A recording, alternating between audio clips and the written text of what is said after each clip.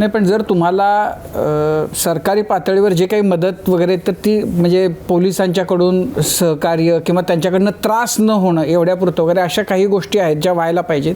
पण जर तुम्हाला तमाशा चालवणाऱ्यांना बँकांकडून काय 10-11% जर कर्ज मिळाली आणि जर ते तुमचं पैशाचा ओघ जर नीट सुरू झाला तर तुमचे प्रश्न कमी होतील.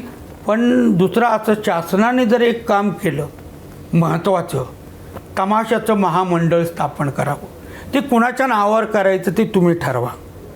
माझा आग्रह असा कुठलाही नाही की अमुक या व्यक्तीच्या नावावर करा, पण महामंडळ जर स्थापन झालं तर त्याच्यात सबसिडी मिळेल.